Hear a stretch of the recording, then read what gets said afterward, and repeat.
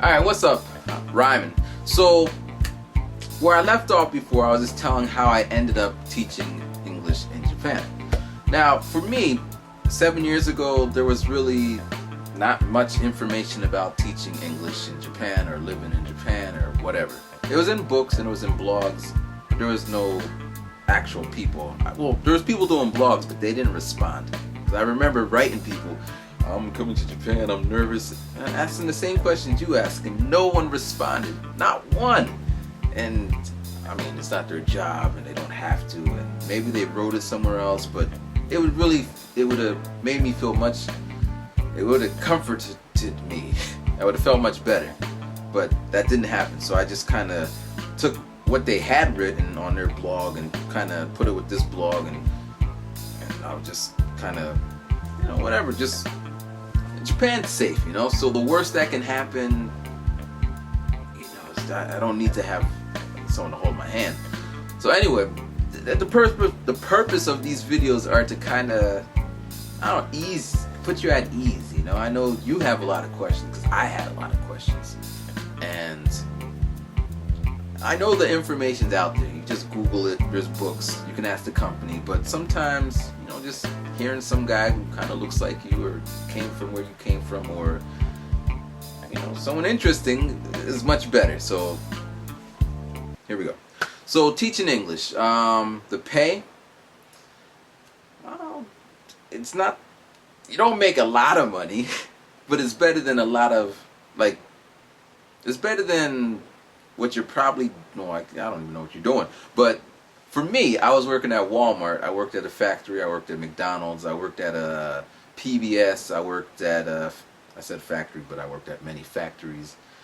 And, teaching English in Japan is 20 million times better than all those jobs combined. It's kind of a perk, when I feel really down sometimes, like, I just look where I'm in Japan. Cheer the hell up, Matthew. And I'm happy again. Or I look out the window. Sometimes we can see Mount Fuji. I used to work by Disneyland. So I look out the window and there's Magic Mountain or whatever the hell it is. I'm like, I'm in Japan, man. Or, I'm feeling, life sucks sometimes. But I look at the kids. And the kids are kids. I'm pretty sure this holds true in any country. But kids are just so, kids, man. And they're just happy about whatever. They're happy that you're there. So you kind of just get better. So, and there's a whole bunch of other things, For me, Japan wasn't like my, oh man, ever since I was a little kid I want to go to Japan. It was really kind of a random, one day I was talking about with my girlfriend at the time. It's like, yo, we're going to go to LA.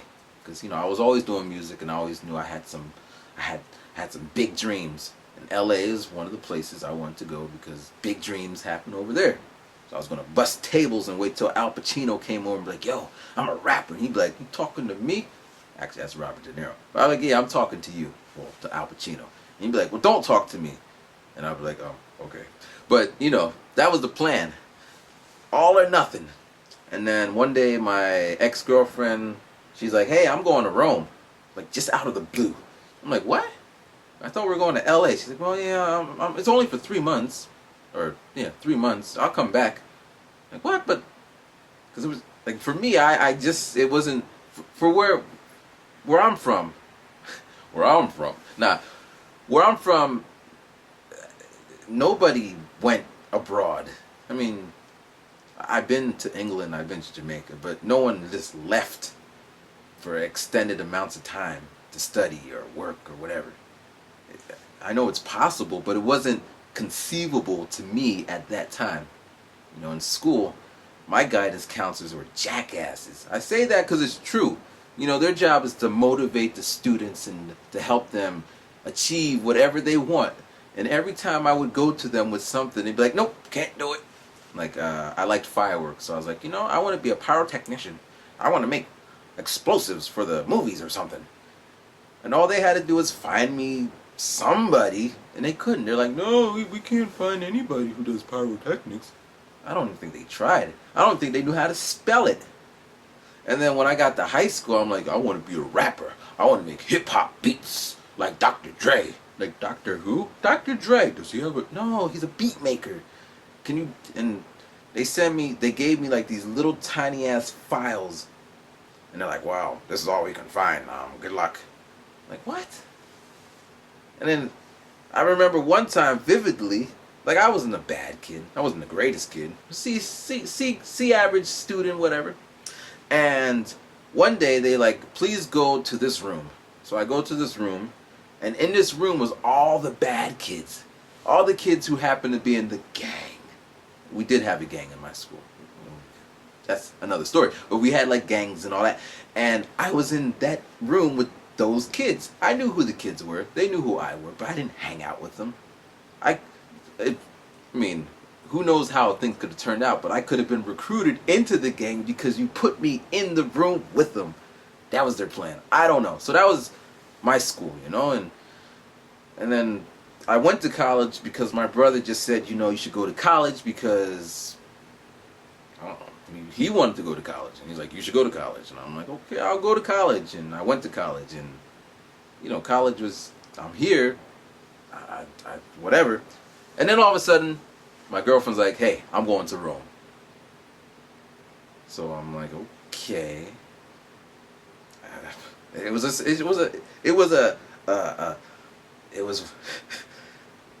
one of those things. It was one of those definitive moments. Like, when I write my book, I'm writing a book one day, where it's like, you know, and then she said she's going to Rome. Dun dun dun. So I'm looking at the pamphlet, and it's like Rome, Australia. I think there was Italy. I think Italy is Rome. I don't know. Sorry, whatever. And then it had Tokyo on the back, and it had all these smiling faces and the bright lights, and all of a sudden I was just kind of like, Tokyo. And I started to think, Tokyo. I can go to Tokyo. Tokyo. And I started playing with the idea, me in Tokyo. And then I started recalling all the times I've seen Tokyo. Like Full House, they went to Tokyo. Michael Jackson, Tokyo. Run DMC, Tokyo. Wu-Tang Clan, Tokyo. And that's all I had. And then I remember my cell phone, Motorola StarTAC, was made in Tokyo, or Japan. And they got sushi, and geisha, and martial arts. I mean, I don't care for geishas, martial arts, or all that, but everything I could think of about Japan started flooding into my head, and I'm like, I could be in Japan. So I was looking at the prices, and it's like, it cost the same amount for me to stay in Philadelphia and walk past the homeless people and the other people, or I can go to Japan. So I don't know. The seed started to grow. It grew into like a big tree, like overnight. Choom! I was like, I'm going to Tokyo. So then the next conversation my girlfriend and I had is like, well, I'm going to Rome. And I'm like, well, I'm going to Tokyo. Talk about long distance. We're in 2 different countries. So I started filling out the application, and I'm me. I'm an interesting guy. So the teachers that I had around me, or the classes I took, they, you know, I was like a C student. Like, I was good with the music, but I was always late, or I didn't go to class. I would pass because I do music, and it's a music class, and I'm going to do good regardless, and that's a mistake. If you're in school and you're good at something, don't slack, because if you can get an easy A, take that easy A, because it only helps your GPA. If you get an F in something that you could do and something that's hard and you can't do and you get a C, your GPA is just... And it's hard to change that GPA after the fact, so don't be a rhyming gaijin. So a lot of my teachers, I was like, can you write me a recommendation? And they're like, yeah, sure. They're writing, Matthew is destined to do great things and he should go to Tokyo. And, you know, I had those kind of recommendations, plus my weak ass essay. Well, I never been to Tokyo, and up until this point I didn't really care about Tokyo, and I'm only really going to Tokyo because, you know, my girlfriend's going to Rome, and well, I didn't say it like that, but that's all I had, you know. I literally had I didn't know anything about Japan other than stuff, but I didn't really know anything about it. So I fill out the paperwork, and now I'm waiting. just waiting. And it was like a summer thing. I lived on campus, so every week I would go into the office like, did they give me the results back? And like, oh no. And I would walk out, come, did they give me the results back? Oh no.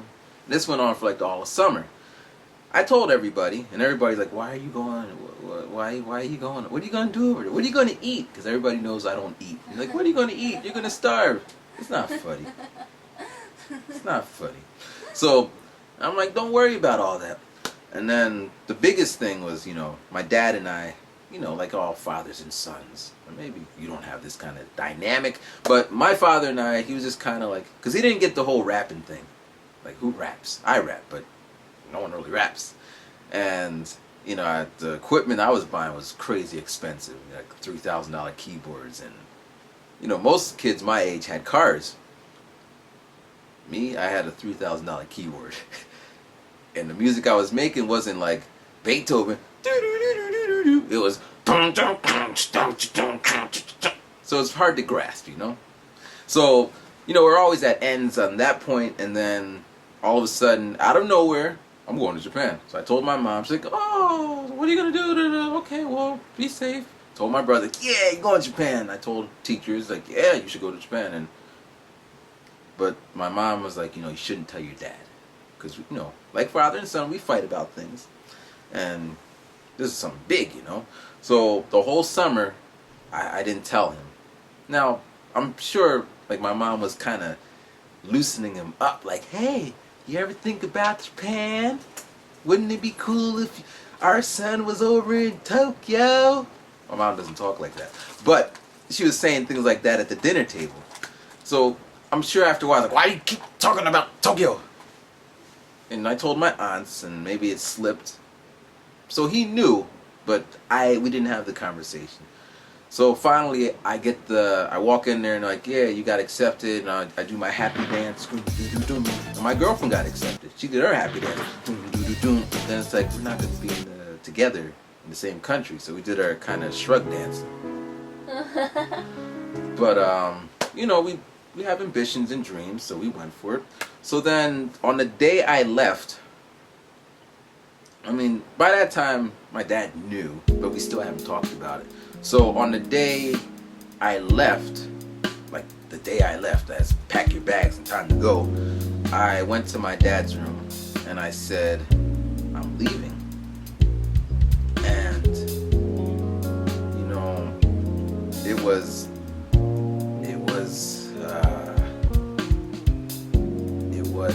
it was strange because I don't know,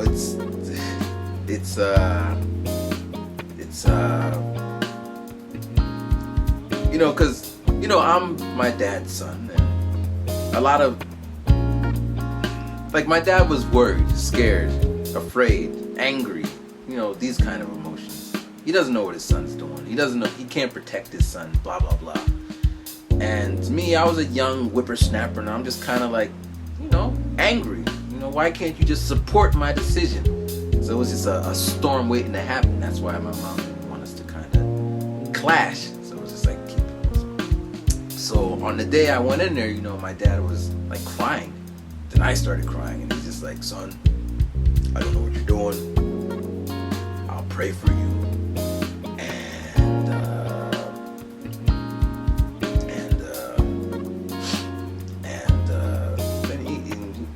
Did all that stuff, and then so I packed my bag. I think I gave him a hug, and then he didn't go to the airport with us, my mom, brother, and uncle. So it was like weird. Like, part of me is like, maybe I'll never see my dad again. Maybe the plane will crash. Maybe he will die before I come back. Am I making the right decision? And the other part is me like, I'm going to Japan. It's like the weirdest feeling, like happy but sad. Fast forward 7 years, brrr, boom. Now when I went home, my dad's like, I am proud of you, son. You're in Japan making something of yourself.